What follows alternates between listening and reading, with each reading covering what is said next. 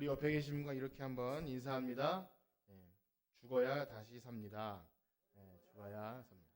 예, 감사합니다. 이것이 우리가 믿는 기독교의 진리입니다. 우리는 계속해서 이 11장과 12장을 통해서 예수님께서 이 땅에서의 마지막 한 주를 보내시기에 앞서서 모든 사역을 마무리하시고 장례를 준비하며 그렇게 예루살렘으로 들어가는 그런 모습을 보고 있습니다. 그러나 안타깝게도 예수님께서 이 땅에 빛으로 오셔서 굉장히 많은 표적, 요한복음에는 7가지만 드러냈지만 굉장히 많은 표적을 행하시고 하나님 나라의 복음을 전하시고 많은 말씀을 하셨지만 진정 믿는 사람보다 표적만 보고 잠깐 따라왔다가 실망하고 돌아가는 사람들, 혹은 아예 그냥 예수님을 미워해서 정치적으로 한 명 죽이는 게 제일 좋겠다 싶어서 그렇게 죽이려는 사람들, 정말 믿는 사람들은 적고 그런 사람을 보게 될 때 안타깝죠. 그러나 그럼에도 불구하고 그 악한 무리들 가운데서 정말 순전하게 예배하는 자들을 지난주에 만났어요. 잠깐 보았는데 그것은 바로 예수님을 위한 잔치자리였습니다. 아마 그들이 바로 예수님 말씀하신 선택된 예수님의 양들이지 않았을까 싶습니다. 그 자리에는 죽었다가 살아난 나사로, 그 다음에 그 가족들, 마르다는 음식을 했고 마리아는 자신의 가장 온 전재산을 바친 그 향유로 예수님의 발을 씻겨드리는 그런 참 신비한 장면들을 봤습니다. 이것이 바로 진짜 예수님 만나고 죄사함 받고 그런 예수님께 나아가는 예배의 모습을 보았다고 그렇게 말씀드렸습니다. 그러나 이 세상의 악한 자들 가운데서 그런 예배자로 산다는 것은요, 비난과 조롱이 동반되어 있습니다. 그러니까 마리아만 봐도 얼마나 참 무가치한 일인가, 혹은 그 안에 있는 제자들조차도 아니 그것을 비싼 값에 팔아서 가난한 사람들에게 도와주지 뭐한 짓이냐라고 할 정도로 그런 말을 했죠. 그런 모습을 볼 때 우리가 주님을 섬긴다고 하는 것이 언제나 사람들로부터 이 칭찬을 받고 인정받는 것보다 애매한 고난을 받고 고난을 당하는 것을 여러분 기억해야 합니다. 그것을 잊어버리면 내가 믿어서 이러려고 믿었나 이런 생각을 많이 하게 되죠. 자, 그러나 그러한 비난이나 조롱을 받는다 해도요, 예수님께 드려진 그 마리아의 헌신에 대해서 예수님이 참 그런 말씀을 하셨어요. 복음이 전해지는 곳마다 이 여인의 이 일이 같이 전해질 것이다 라고 말한 것처럼 예수님은 그걸 되게 값지게 보셨죠. 사람들은 비난하고 조롱할지 몰라도 구원받은 백성이 자기의 것을 보잘것없지만 들여서 헌신하는 모습을 예수님 너무나 기뻐하셨던 모습을 보았습니다. 그래서 여러분, 우리의 모든 인생의 가치를 거기에 두시기를 축복합니다. 세상의 어떤 것보다 예수님이 알아주시는 것, 너무 중요한 것이죠. 자, 이제 계속해서 그 다음 이야기로 가야 되는데, 제가 요한복음을 보면 볼수록 참 너무 치밀하게 극적으로 잘 묘사를 했다, 그런 걸 많이 느끼는데 긴장감 있게 이 이야기를 계속 이끌어 나가요. 잘 생각해 보면 예수님을 위한 잔치자리 이전에 예수님을 잡으려고 모의하는 뭐 대제사장, 바리새인 이런 사람들의 모의가 있었죠. 그러나 시간이 마치 멈춰버린 듯 예쁜 잔치자리, 마리아는 향유를 붓고 맛있는 음식을 먹는 잔치자리가 있다가 갑자기 또 장면이 바뀌면서 어떤 일이 벌어지냐면 이제는 죽었다가 살아난 나사로까지 죽이자라는 그런 모의가 있어요. 우리가 한번 12장 10절과 11절을 한번 보시겠는데요. 요한복음 12장 10절과 11절입니다. 시작. 대제사장들이 나사로까지 죽이려고 모의하니 나사로 때문에 많은 유대인이 가서 예수를 믿음이로라. 얼마나 참 악한 자들이 멈추지 않고 죽었다가 살아난 것이 엄청난 기적이었으니까 차라리 그 나사로까지 죽이고자 하는 참 그런 처참한 상황을 보게 됩니다. 천국 복음이 선포되고 정말 아름다운 그 성도가 살아난 모습이 있는데도 불구하고 죽었다 살아난 나사로까지 죽이려고 하는 이 모의들. 자, 그러므로 여러분, 우리가 이런 생각이 들어요. 우리 기도 시간에도 많이 권사님들 하시지만 말세 믿는 자를 보겠느냐. 그래서 여러분 주위를 둘러보면 믿음이 막 자라나고 성장하고 폭발적으로 일어나는 일보다 많이 부르는 노래처럼 많은 사람들이 주님을 떠나고 믿음이 식어지고 그런 일들이 벌어질 때 이거 어떻게 되는 건가요? 예수님, 하나님의 계획이 실패하는 건가? 이런 생각 들기 쉽지만 여러분, 예수님이 이 땅에 계실 때조차 예수님을 떠난 사람들이 그렇게 많음을 볼 때, 그럼 우리는 이 세상이 악해지고 믿는 사람들이 적어지고 교회가 핍박을 받고 혹은 믿는 사람들이 세상에서 조롱당하고 할 때 이거 하나님 실패하는 거 아닌가, 이것이 아니라 이제 보시게 되겠지만 십자가로 가까이 가면 갈수록 하나님의 구원 계획은 점점 더 완성되어 가는 줄 믿으시길 축복합니다.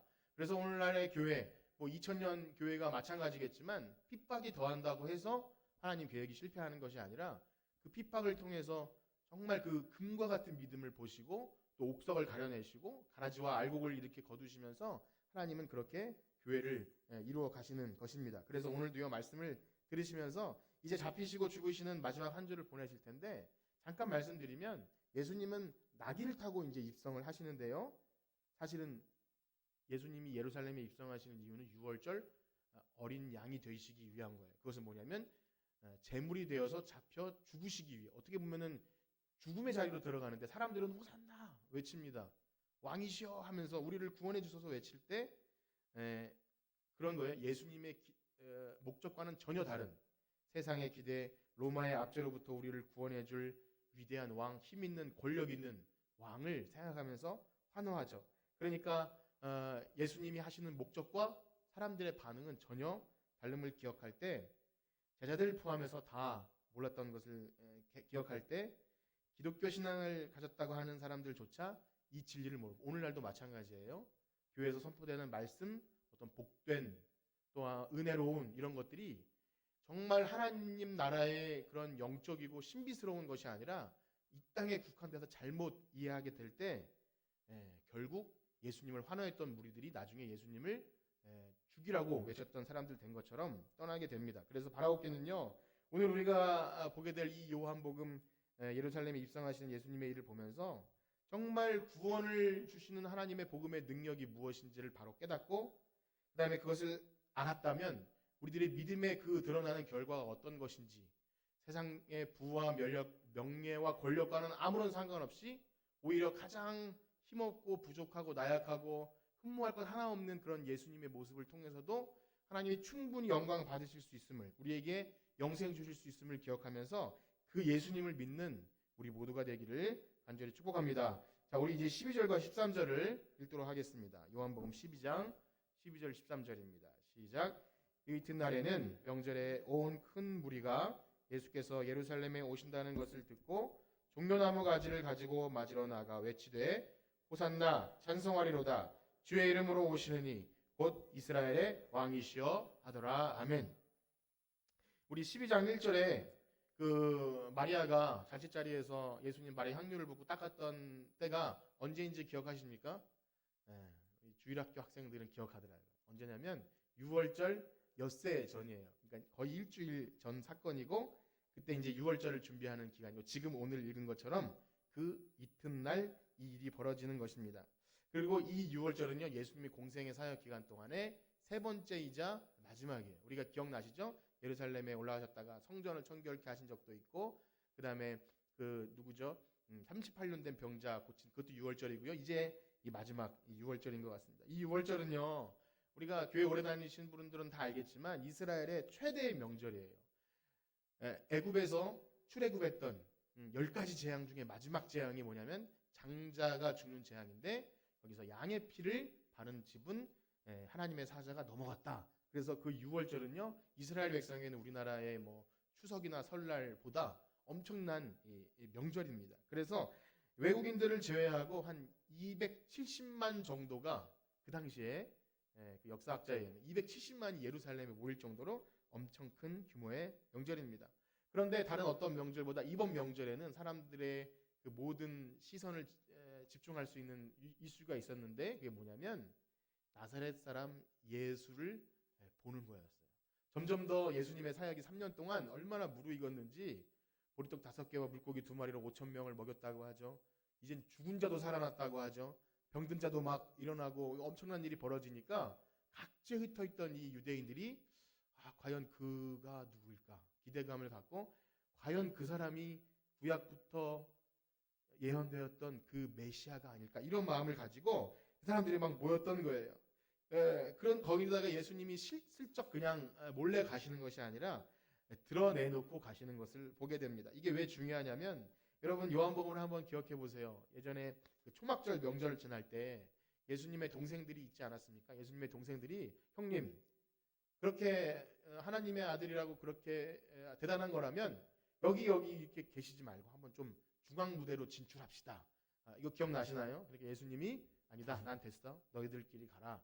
그렇게 말씀하시고 혼자 조용히 슬쩍 가신 적이 있죠. 그러니까 예수님은 의도적으로 사람들의 환호와 열광 받는 자리를 이제까지 피해 오신 거였어요. 그 일과 비교하면 지금 마지막이라서 그런지 예수님이 의도적으로 사람들이 많은 그 한 270만 군중이 한 번에 보는 자리는 아니었겠지만 그 길목에 예루살렘으로 올라가는 길목에 모습을 드러내고 계신 거예요. 그런데 이렇게 예수님이 오신다는 소식을 들은 사람들이 예수님을 맞이하기 위해서 막 종려나무 가지를 흔들고 호산나 외치는 또 주의 이름으로 오시는 이여 이스라엘의 왕이여 하면서 외치는 이 분위기가 아주 고조된 이 상황.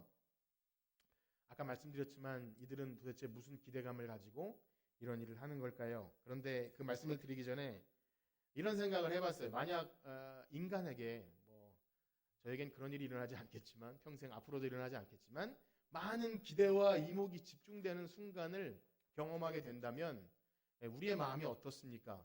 그러니까 하다못해 저는 뭐 그런 적이 한 번도 없지만 그 올림픽 선수는 아니더라도 뭐 대표로 공만 차로 나가도 얼마나 그 어깨가 무겁고 그렇습니까? 어쨌든 앞에 나가서 노래를 하는 일이나 정치적이나 아니면 종교적이거나 연예인들이 되었던지 간에 많은 사람들이 박수 쳐주고 환호해주고 기대하면서 너 잘할 수 있어라고 하면 부담도 있겠지만 굉장히 어깨가 이렇게 우쭐해지는 우리 자신을 보게 되죠. 그리고 그냥 그렇게 허접하게 내버려두지 않아요. 포장해주고 얼마나 사람들이 추앙해 주는 줄 모릅니다. 정치인들 마찬가지죠. 표를 줄래도 그래서 이미지가 아주 좋아야 돼요. 그래도 어떤 분들은 그러시더라고. 이 사람이 잘생겼으니까 이 사람을 뽑아야겠다고. 그 아줌마들이 그러는 것 같은데 그래도 인물이 훤하니까 잘할 것 같다. 이렇게 그러니까 이미지가 굉장히 중요한 거예요.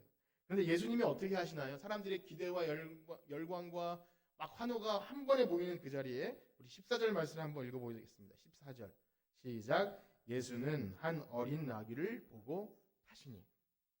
예수님이 나귀를 타고 입성하시는 이 장면은요, 마태, 마가, 누가, 요한 사복음서에 모두 기록이 되어 있어요. 모두 기록된 그 얘기들이 그렇게 많지 않은데 다 기록이 되어 있어요. 그런데 마태나 마가나 누가 복음에는요, 이 공관 복음에는 예수님이 입성하시기 전에 나귀를 준비하는 모습을 아주 좀 이렇게 잘 정리해 놓습니다. 주가 쓰시겠다라 하면서 어디 가서 어딜 돌아가면 나귀가 있는데 주인이 뭐라 그러면 주가 쓰시겠다. 그래서 그것도 많이 설교의 주제가 되지 않습니까? 뭔가 준비하고 주가 쓰시겠다라 그 나귀. 그런데 요한복음에 그것이 싹 빠져 있어요.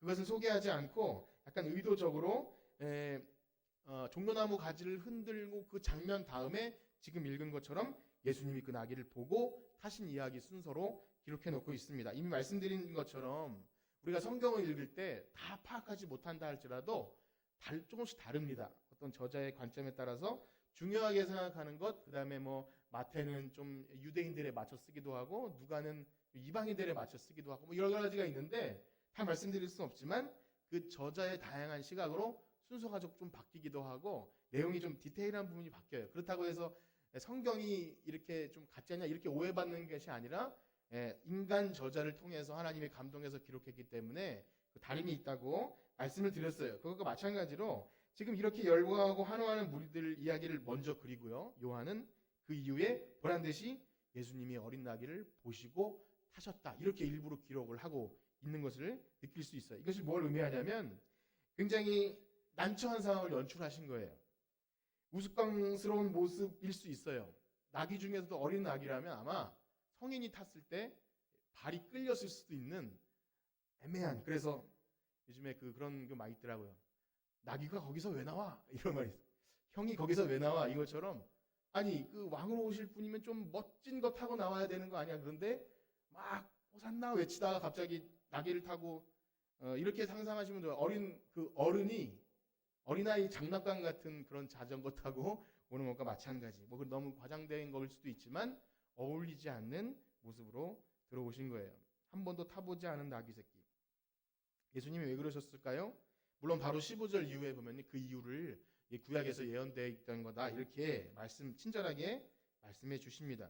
물론 그 답은요, 그 자리에 있던 사람 제자들마저도 아무도 깨닫지 못했어요. 이 요한복음을 기록하고 있는 요한도 오랜 시간이 지난 후에 나중에 우리가 이제 그 의미를 알게 되었다 그럽니다. 그래서 우리도 그 답을 먼저 보시기 전에 지금 예수님을 향해 호산나 외치는 사람들의 이 마음을 좀 더 어떤 마음을 가지고 있는지를 살펴볼 필요가 있는데요.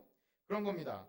우리들이 정말 우리가 지금 예수님 믿고 있는 예수님 어떤 분이냐면 우리를 위해서 이 땅에 오셔서 우리 죄를 위해 십자가에 못 박혀 돌아가신 하나님의 아들. 우린 그렇게 믿으시죠? 근데 그런 믿음이 아니라 이 지금 유대인들이 호산나 외치는 그 사람은 뭐냐면 그런 거예요. 우리 살림살이 좀 낫게, 좀 잘 살게 해줄, 경제도 좀 회복시켜주고 로마의 압제에서 우리를 구원해줄 그런 왕. 5천 명을 먹이셨대. 죽은 자도 일으키신데 그 정도면 우리 왕으로 충분한 거 아닌가? 그런 헛된 기대들을 가지고 예수님을 만나는 거예요. 그렇기 때문에 여기 보면 종려나무를 보면요, 이스라엘의 상징이고 그런데 사실은 유월절은 종려나무 흔드는 절기는 아닙니다. 그런데 이 사람들이 그 예루살렘에 없는 종려나무는 사실 구하러 가야 돼요. 저기 여리고성까지 구하러 갑니다. 여리고성이 원래는 종려나무 성읍이거든요. 그래서 특별한 절기 때 구하러 가는데 유월절도 아닌 초막절에 이 종려나무를 구하러 갑니다. 여러분 다시 한번 기억을 좀 되살려 보시면 전에 예수님이 초막절에 어떤 일이 있었는지, 수전절에 어떤 일이 있었는지를 말씀드린 적이 있어요. 수전절. 사실은 성경에도 없는 수전절을 그 전에 왜 말씀드렸냐면 예수님 오시기 한 200년 전에 예루살렘 성전이 더럽혀진 사건을 말씀드린 적이 있어요. 그 무슨 안디오쿠스 4세 에피파네스라는 왕이 성전을 더럽혔다 그랬죠. 막 돼지 피를 해놓고 막 이방 잡신을 거기다 갖다 놓고 하니까 이 이스라엘 백성들이 끝내 피의 전쟁을 통해서 그 성전을 탈환했습니다. 그리고 나서 성전을 깨끗하게 한 절기가 수전절이라고. 그때 여러 가지 에피소드가 있다 그랬죠. 이 감람류가 오랫동안 타고. 그런데 그때 그 탈환한 대장이 누구냐면 여기 우리가 마카비 혁명 그런 마커베오라는 사람인데 그가 대선 장군처럼 들어올 때 이 종려나무 가지를 흔들었었어요. 그게 뭘 의미하냐면 이제 우리는 승리했다. 우리는 이제 이겼다. 그러니까 이 종려나무는요 민족주의 상징이에요. 우리가 8.15 해방 기념할 때 3.1운동 할 때 태극기 흔들듯이 지금은 태극기가 꼭 그런 의미는 아닐 수도 있는데 이들에게 종려나무 가지는요 민족 해방 그런 의미를 가지고 있습니다. 그러므로 지금 예수님이 오실 때 종려나무 가지를 흔드는 어떤 절기 구약에 예언된 그런 것보다 우리 좀 잘 살게 해줄 왕. 거기다가 여기 호산나 외치지 않습니까? 이 호시아나라는 것은요 시편 118편에 나오는 그 초막절 절기 때 부르는 건데 사실은 맞는 말이죠. 메시아를 기다리면서 부르는 노래였기 때문에 호산나 부르는 거 맞지만 역시 마찬가지로 이것도 우리를 구원해 주실 하나님의 아들 메시아가 아니라 우리 민족을 해방시켜 줄, 우리의 육신을 좀 잘 살게 해줄, 살림살이 좀 나아지게 해주고 지금까지 로마의 압제 아래 힘들었는데 우리 집 이제 해방시켜 줄 그 왕을 기다렸던 것입니다. 그것이 나쁘다는 의미가 아니라 예수님은 그것 때문에 오신 것이 아니지 않습니까? 그렇기 때문에 만약 예수님이 그들의 그런 기대와 부흥에, 그런 기대와 환호에 부응하시려면 어떤 모습으로 등장해야 할까요? 최소한 그런 우스꽝스러운 말씀 말고 말 정도는 타셔야죠. 그 이만희도 말 타던데요. 신천지 이만희도 말 타고 김정은도 말 타고 백마. 제가 아이들에게 그 사진 보여주려고 찾아봤는데 백마가 굉장히 힘들어 하더라고요. 저도 뚱뚱하지만 뚱뚱한 사람이 백마를 타고 있으니까 어쨌든 그런 모습을 왜 보여줍니까? 난 보통 사람이 아니야. 난 승리한 어떤 개선 장군이야. 이런 모습을 볼 때 백마를 탑니다. 성경에도 예수님이 백마를 타는 장면이 나오지만 그것은 심판하러 마지막 때 오시는 거지 우리가 인간들이 바라는 그런 승리의 모습이 예수님께 지금 그런 모습을 보여준다는 것은 뭔가 잘못된 것이죠. 더군다나 우리가 쉽게 착각할 수 있는 것이 예수님 눈에 보기에 그리 좋아할 만한 예수님이요. 우리 예수님 실제로 본 적 없지 않습니까? 본 것은 뭐냐면 예수 영화. 그러면은 그 독일인들이나 서양인들이 예수님을 파란 눈에 금발. 요즘에는 최근에 나온 영화에는 그래도 많이 순화되긴 했지만 우리가 너무나 잘 아는 이사야서 53장 2절에 보면 이렇게 되어 있습니다. 그는 연한 순 같고 연한 순까지는 좋아요. 마른 땅에 나오는 뿌리 같아서 고운 모양도 없고 풍채도 없은즉 우리 보기에 흠모할 만한 아름다운 것이 없도다. 그게 예수님이래요. 그래서 그는 멸시를 받아서 사람들에게 버림 받는데요. 대충 설명하면 뭡니까? 시골 어떤 그냥 아저씨인데 나중에 요한복음 보면 사람들이 너는 예수님에게 이렇게 말해요. 넌 50도 못 되었는데 그런 말을 해요. 정확한 근거는 아니지만 예수님이 실제로 30대였을 거라고 생각하지만 50살로 봤던 거예요.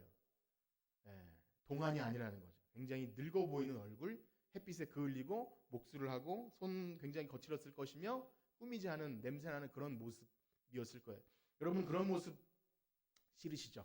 그래도 우리가 믿는 예수님인데 성화에 나오는 것처럼 뒤에 이렇게 후광이 아우라가 이렇게 있고 그래도 뭔가 이렇게 안길 수 있는 그런 모습이라고 상상하기 쉽지만 성경에 줄곧 나오는 예수님 모습은 지저분한 그냥 동네 50대 먹은 아저씨 정도 되는 그것도 더 늙어 보이는 그런 모습이지 않았을까. 저도 본 적이 없지만 성경에 아무리 찾아봐도 예수님을 흠모할 아름다운 모습이 없대요. 그렇습니다. 우리가 흔히 서양에서 보는 그런 서양 영화나 그 서양인들이 예수님을 그 인종으로 표현을 안 했대요. 자기네 민족으로 표현했답니다. 어쨌든 그런 모습이 아니라 그들의 기대와 그런 것과 아무 상관없이 나귀를 타고 발을 좀 질질 끌면서 우스꽝 모습으로 들어갔던 모습을 보여줬죠. 그렇기 때문에 요한이 말하고 있는 아까 전에 그 정답이라고 말한 스가랴서에 나오는 나귀 타고 입성하시는 그 모습은 조금 더 우리가 살펴볼 필요가 있습니다. 그 말씀 많이 들어봤죠? 우리 15절 말씀을 한번 읽어보겠습니다. 요한복음 12장 15절 시작. 이는 기록된 바 시온 딸아 두려워하지 말라 너희 왕이 나귀 새끼를 타고 오신다 함과 같더라. 그러니까 정답은 뭐냐면 예수님은 구약 스가랴에 예언된 대로 나귀를 타고 오시면 그분이 예수님이라는 거예요. 그런데 우리가 이 얘기 많이 들었어요. 예수님 겸손하시구나. 오늘날로 말하면 굉장히 삐까뻔쩍한 세단 이런 거 아니라 굉장히 허름한 저도 타지 않은 똥차를 타고 오셨구나. 뭐 이렇게 생각하기 쉽지만 그냥 서민 코스프레나 이런 좀 낮아 보이는 그것이 아니라 이것에 조금 더 스가랴 말씀을 보면 좀 더 깊은 뜻이 있습니다. 우리 스가랴서 9장 9절에서 11절까지를 한번 읽어볼 텐데요. 우리 화면을 보면서 다시 한번 다 같이 읽어보겠습니다. 시작. 시온에 따라 크게 기뻐할지어다. 예루살렘에 따라 즐거이 부를지어다. 보라 내 왕이 내게 임하나니 그는 공의로우시며 구원을 베푸시며 겸손하여서 나귀를 타시나니 나귀의 작은 것 곧 나귀 새끼니라. 내가 에브라임의 병거와 예루살렘의 말을 끊겠고 전쟁하는 활도 끊으리니 그가 이방 사람에게 화평을 전할 것이요 그의 통치는 바다에서 바다까지 이르고 유브라데 강에서 땅끝까지 이르리라.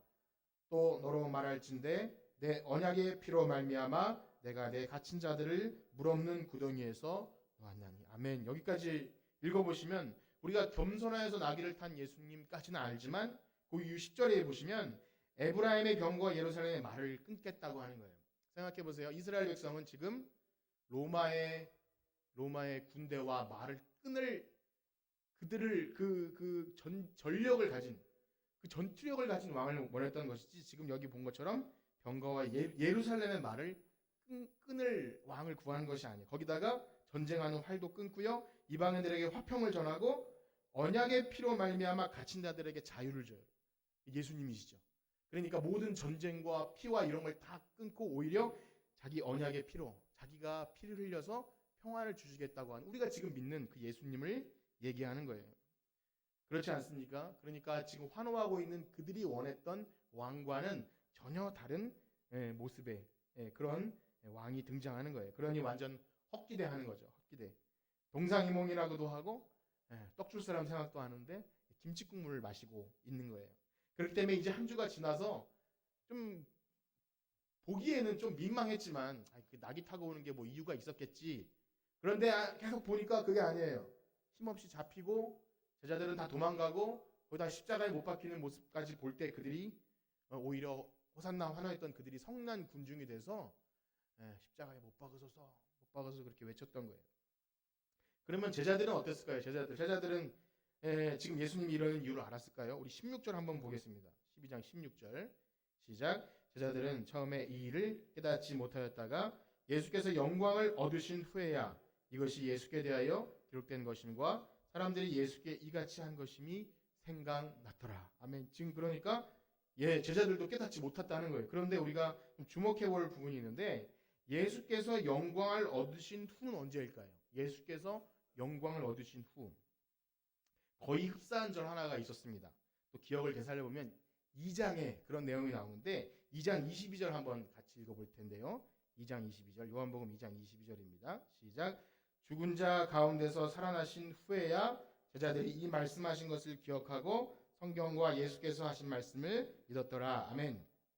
똑같은 부분이 뭐냐면 영광을 얻으신 후에야 그리고 죽은 자 가운데서 살아나신 후에야 이게 동일한 의미예요. 그러니까 영광을 받으신다는 것은 뭐냐면 죽으셨다가 살아나신 후에야.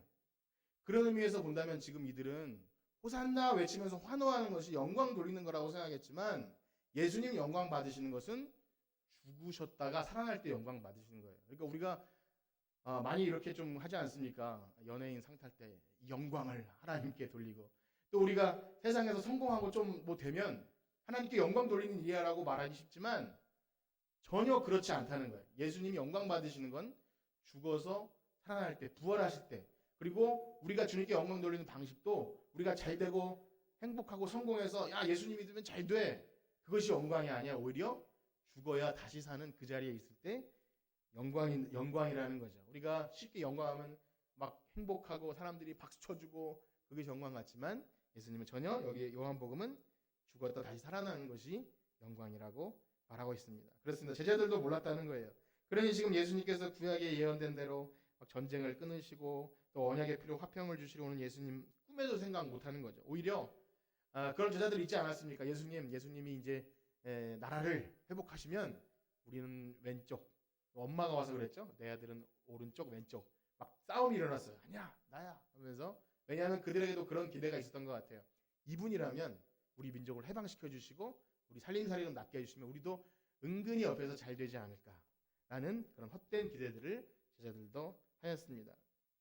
오늘 이 말씀을 전하면서 오늘날 우리도 예수님 믿으면서 이런 헛된 기대, 이런 좀 소박하지만 헛된 기대들이 우리의 믿음의 내용을 채우고 있는 것은 아닌지를 좀 돌아보길 원합니다. 우리가 예수님을 믿고 교회 나오면 여러분 다 천국 가시죠? 우리 다 구원 받았어요. 그런데 중요한 건 이제 잘 믿으면 이 땅에서 어떻게 사는 것이지라는 것에 그 믿음의 내용의 어떤 결과들을 은근히 나의 기대로 채웁니다. 그래서 우리 아이가 머리가 될지언정 꼬리는 되지 않게 해주시고 얼마나 아름다운 기도예요. 그러나 예수님 잘 믿으면 어디 가도 꼬리가 되지 않고 머리가 된다. 아름다운 것이지만 믿음을 잘 믿었을 때 아래보다는 위를 지향한다는 거죠. 믿는 사람이 운영하는 사업장이나 직장이나 그건 잘 돼야 돼요. 부모나 자녀나 건강하고 뭔가 문제 없이 잘 되는 것 복 받은 거예요. 그러나 믿음의 결과는 그것이 아니죠. 너무 소박하죠. 우리가 대단한 거 바라는 것도 아니고 그냥 이 정도인데 우리를 위해서 죽으신 예수님이라면 이 정도는 해주실 수 있는 거 아닙니까? 믿습니다라고 해도 잘못한 건 아니지만 믿음의 결과가 그것에 계속 초점이 맞춰지면 요한복음 내내 줄기차게 보였던 것이 뭡니까? 표정만 보고 따라가면 결국 거기서 실망하게 된다는 거예요. 그러니까 이 사람들은 백마를 탄 예수님을 기대했겠죠. 그러나 그래서 예수님은 굳이 나귀를 타고 이런 모습으로 보이신 거예요. 자, 그렇다면 우리가 진정 예수님을 믿고 믿음에 이르는 결과는 무엇일까요? 대표적으로 방금 있었어요. 그 여인 지난 시간 값비싼 향유를 예수님의 발에 붓고 내가 가진 건 모든 것 주님께 드립니다 하는 마음으로 머리털로 예수님의 발을 씻을 때 그 헌신이 중요하지만 중요한 건 뭐냐면 조롱받는다는 거예요. 야, 너 어떻게 그런 미련한 짓을 하니? 조롱받고 사람들에게 비아냥거려도 그래도 하는 것. 또 예수님의 말씀처럼 나를 따르려거든 자기를 부인하고 자기 십자가를 지고 가야 한다는 것. 그래서 복음과 함께 고난을 받아야 된다는 거죠. 이것이 믿음의 결과로 나오는 거예요. 점점 실망되십니까? 그래서 사도들은요 주님의 이름 때문에 우리가 복음 전하다 고난 받는 걸 당연히 여겼어요. 거기다가 우리가 사도 바울이 너무나 이 빌립보서에서 보면 우리에게 은혜를 주신 것은 다만 그를 믿을 뿐 아니라 고난도 받게 하려 하십니다. 그래서 나의 육체에 그리스도의 남은 고난을 채우겠다고. 그것이 되게 어렵고 고상한 것 같지만 진짜 은혜 받은 사람은 세상의 부와 명예를 추구하는 게 아니라 이 육신을 주님께 드릴 수 있다면 그것이 저는 최고의 행복입니다. 이렇게 그것이 거짓 아름답게 꾸며지는 것이 아니라 그게 기독교 복음의 진리의 핵심이라는 거예요. 그러나 이 복음의 진리를 제대로 알지 못할 때요, 아까 본 것처럼 예수님에 대한 헛된 기대들로 가득 차서 예수님을 열광하고 찬양하지만 그것의 그 내면에는 내가 기대하는 예수님, 내가 기대하는 교회, 나를 행복하게 해줄 믿음, 그것이 그렇게 채워져 있으면 헛된 기대들을 가지고 종교생활 열심히 할 수 있고 직분도 갖고 할 수 있지만 그것이 빨리 이루어지지 않든지 아니면 다른 곳에서 그 기대를 채울 수 있는 것이 나타나면 결국 무너져 버리고 마는 것이 헛된 기대에 기반한 신앙입니다. 또한 이 복음의 진리를 제대로 알지 못할 때 많은 신자들이 뭐 목사님들이나 종교 지도자들이나 하여튼 능력 있는 어떤 종이 있으면 우상화시키죠. 신격화시키고 그를 통해서 환호하고 열광합니다. 왜냐하면요, 사람은 옛날부터 그 아론의 금송아지를 만들듯이 눈에 보이는 어떤 대상에 환호하고 열광해야 내가 믿음이 좋은 거라고 하는 그런 우상숭배 심리가 있는 것 같아요. 사람도 잘못됐지만 그 영광을 받는 어떤 목사님이나 혹은 어떤 능력 있는 어떤 종이 있다고 칩시다. 오늘날에 어떤 선지자가 있다고 칩시다. 그럴 때 어떻게 해야 되죠? 철저하게 배격해야 되는데 은근히 그것을 즐기고 내가 진짜라고 이렇게 말할 때 이단 교주가 되기도 하고요. 그래요. 우리 사도행전 보면 바울과 바나바가 루스드라에서 그 발을 고쳐줬을 때 사람들이 막 제우스신, 이 사람은 제우스고 헤르메스고 막 이렇게 하니까 막 옷을 찢으면서 너희들 지금 우리한테 무슨 짓을 하냐고, 이것은 하나님께서 하신 일이지 우리가 한 게 아니야. 우리 너희들아 성정이 같은 사람이다. 이렇게 막 했는데 오늘날에는 그런 능력도 없으면서도 자기가 그 영광을 받으려고 한다면 정말 참 소름 돋는 일일 수밖에 없습니다. 참 우스운 이야기인데 참 재미있게 들을 수 있는 그런 이야기가 있어요. 이제 이번 노회 갔다가 참 어떤 좀 괜찮은 장로님이에요. 은퇴하실 때가 된 장로님인데 참 좋으신 분인데 같이 이제 노회가 시작되기 전에 커피를 마시면서 얘기를 하는데 이제 목사님들이 많을 거 아니니까 전국 각지에서 모인 목사님들인데 잘 모르는데 어떤 목사님을 보면서 저분은 걸음걸이 걷는 것부터 진짜 목사님 같아요. 그래서 저분은 정말 말씀하시는 것이나 걸음걸이 자체가 목사님이에요. 그래서 저에게 그런 말씀하세요. 정말 그 목사님들이 친하게 지내는 건 좋은데 약간 거리를 두고 이렇게 좀 해야 존경받는다고 그런 말씀을 저에게 해서 저보고 그러라는 건지는 잘 모르겠지만 저는 그럴 생각이 하나 1도 없는데 그런 말씀을 해주세요. 그런데 그때 예수님이 생각이 났어요. 예수님은 가장 흠모할 것 없는 초라한 모습으로 이 땅에 오셔서 고아나 과부나 창녀나 그런 사람들을 만나서 같이 잔치자리 벌려놓고 먹고 마시면서 했던 게 예수님 아닙니까? 그런데 오늘날의 교회와 종교와 이 목사님들과 또 믿음의 결과들이 화려한 거, 좋은 차를 타고 그래도 목사님이 천천히 걸으면서 약간 이런 말씀 너무 저는 죄송하지만 좀 거드름 피우면서 웃으면서 얘기하는 것이 신령한 목사님이다라고 말한다면 전혀 예수님과 별개다 이렇게 생각이 됩니다. 그러나 예수님은요, 그렇기 때문에 자기를 보러 오는 많은 사람들이 올 때 이렇게 믿는 사람들의 삶을 정의해 주십니다. 우리 요한복음 12장 24절 25절 함께 읽어보겠습니다. 시작. 내가 진실로 진실로 너희에게 이르노니 하늘의 밀이 땅에 떨어져 죽지 아니하면 하늘 그대로 있고 죽으면 많은 열매를 맺느니라. 자기의 생명을 사랑한 자는 잃어버릴 것이요 이 세상에서 자기의 생명을 미워하는 자는 영생 안으로 보전하리라. 아멘. 저는 오늘 말씀을 이렇게 마치면서 우리가 가진 믿음을 돌아보면서 마치길 원합니다. 예수님께서 이 땅에 계시면서 그토록 많은 말씀을 반복해서 저도 설교하면서 계속 반복드렸지만 죽어야 다시 사는 것, 그 다음에 하늘의 밀이 땅에 떨어져 죽는 것, 이게 진리인데 이것들을 우리가 은근히 거부하죠. 그건 굉장히 귀중한 말씀이죠. 어떤 특정한 사람들에게 있는 말씀이죠. 그리고 헛된 기대들을 채우려고 할 때 결국 예수님을 버릴 수밖에 없어요. 예수님을 십자가에 못 박을 수밖에 없습니다. 오늘날 우리가 그러한 믿음을 가진 것인지 한번 생각해 봐야 돼요. 교회 오래 다니고 직분도 있고 여러 가지 일도 했지만 만약에 십자가 복음의 진리를 제대로 이해하지 못하면요, 예수님이 걸어가셨던 그 십자가의 길, 그리고 우리도 그 길 따라 걸어가야 되는데 그 길은 다 버려두고 잘 되는 것. 그래서 오늘날 그것이 불편하니까 교회나 성도님들이나 불편하니까 잘 사는 법, 행복해지는 법, 사람들과 친하게 지내. 교회가 그런 거 말하는 데는 아니지 않습니까? 그래야 뭔가 들은 것 같고 훌륭하다고 생각되기도 합니다. 그것은 성경은 엄연히 말씀하죠. 다른 복음이고 예수 그리스도의 십자가의 원수라고 말합니다. 여러분 그 원수를 배격하시길 축복합니다. 그리고 힘들고 어렵더라도 그 길을 가시길 축복합니다. 그래서 이 부분을 한 번 더 읽겠는데 예수님도 그 길이 쉽지 않았어요. 12장 27절 28절입니다. 12장 27절 28절 시작. 지금 내 마음이 괴로우니 무슨 말을 하리요. 아버지여 나를 구원하여 이때를 면하게 하여 주옵소서. 그러나 내가 이를 위하여 이때 왔나이다. 아버지여 아버지의 이름을 영광스럽게 하옵소서 하시니 이에 하늘에서 소리가 나서 이르되 내가 이미 영광스럽게 하였고 또다시 영광스럽게 하리라 하시니 아멘. 저는 여러분들이 제대로 된 복음을 아시길 간절히 축복합니다. 그래서 여러분 우리 삶은 보잘것없지만 우리의 삶이 예수님 손에 붙들려서 썩어지고 다른 사람을 높여주고 더 낮게 여겨주고 헌신하는 그 작은 모습을 통해서 많은 열매를 맺고 다니엘서의 말씀처럼 많은 사람들을 옳은 대로 돌아오게 할 그런 하늘의 별과 같이 빛나는 우리 모두가 되기를 간절히 축복합니다. 우리 찬양 드리시고 기도하고 마치겠습니다. 영광의 길 너 걷기 전에 찬양하겠습니다.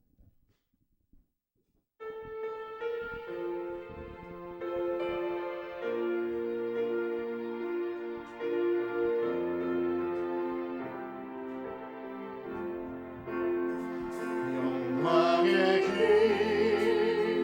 너 걷기 전에 갈보리 길 너 걸어라. 내 몸이 걷다 주께 맡긴 하늘 문을 바라보라. 하늘 안이 다른 길 없네. 오직 예수 오직 한 길. 갈보리 길 걸어가신 주 그 길 따라 너 걸어라. 영광의 길 너 걷기 전에 갈보리 너 걸어라. 내 모든 것 주께 맡기는 하늘 문을 봐. 3절입니다. 고난의 길 앞서가신 주 고난의 길 앞서가신 주 가시관에 머리 찔렸네. 그 십자가 날마다 보내. 내 모든 죄 다 사네. 하늘 아닌 다른 길 없네. 하늘 아닌 다른 길 없네. 다만 한 분 나의 예수 부활의 주 말씀하신 갈보리 길 너 걸어라. 갈보리 길 너 걸어라. 평안의 길 앞서가신 주 가시관에 머리 찔렸네. 그 십자가 날마다 보내. 내 모든 죄다. 오늘 들으신 말씀을 기억하면서 예수님이 나귀를 타고 입성하신 이유는 우리들에게 세상의 자랑과 명예와 영광 그런 것이 아니라 하늘의 미랄이 되어 땅에 썩어지고 죽어야 사는 그 십자가의 진리를 말씀하시기 위해 그렇게 하신 것입니다. 우리가 이 땅에 살아가면서 예수님 잘 믿는 것에 대한 결과가 세상의 부와 명예와 행복하고 잘 사는 것이 아니라 할지라도 주님을 배반하지 아니하고 주님 가신 그 갈보리의 길을 따라가길 소원합니다. 우리 이런 마음 가지고 주의 이름 성으로 짓고 기도합니다. 주여 주여 주여. 하나님 감사합니다. 우리에게 세상의 헛된 기대들을 내어놓게 하시고 오직 예수님께서 우리를 위해 걸어가셨던 갈보리 길을 생각하게 하시니 감사합니다. 우리가 스스로 할 수 있는 것이 아니오 능력 주셔야 할 수 있습니다. 예수 그리스도의 보혈의 능력으로 말미암아 우리의 삶이 온전히 변화받아서 우리의 삶 전체로 예수님의 발을 씻겼던 마리아처럼 우리가 세상의 부와 명예와 행복을 쫓아가는 것이 아니라 예수님 우리를 위하여 십자가 짓는 길을 따라갈 때 나 하나를 통해서 많은 사람들이 생명을 얻고 하나님의 미리 땅에 떨어져서 많은 사람들이 열매를 맺고 돌아온 것처럼 하늘의 별과 같이 빛나는 주님의 백성들 되게 하여 주시옵소서. 많은 사람들이 그 길이 좁다고 그 길로 가지 않고 다른 기독교를 만들어냅니다. 다른 종교를 만들어내고 다른 복음을 만들어냅니다. 그것은 십자가의 원수이고 다른 복음이고 사탄의 길이고 마귀요 적그리스도입니다. 우리는 예수 그리스도가 했던 그 십자가의 길로 가길 소원합니다. 하나님, 오늘도 믿는 사람들을 찾아보기 어려운 이때 하나님의 길이 되길 원합니다. 우리를 사용하여 주시옵소서. 비록 보잘것없고 나약한 우리의 인생이지만 주님 손에 붙들려서 하나님 일이 되어질 때 하나님, 우리 교회가 살아나고 가정이 살아나고 이 땅이 살아날 수 있는 하나님 나라의 영광스러운 길을 살기 원하오니 하나님, 우리를 통하여 일하여 주시옵시고 하나님, 우리를 통하여 영광 받아 주시옵소서. 하나님 감사합니다. 인도하여 주시고 우리 안에 거하여 주시옵소서. 아멘. 감사합니다. 이제는 우리 주 예수 그리스도의 은혜와 하나님의 무한하신 사랑하심과 성령님의 교통하심이 오늘 많은 사람들이 가는 길로 가는 것이 아닌 예수님이 가셨던 그 십자가의 길, 하늘의 미리 되기를 작정하는 성천교 성도들 머리 위에 이제로부터 영원토록 함께 있을지어다. 아멘.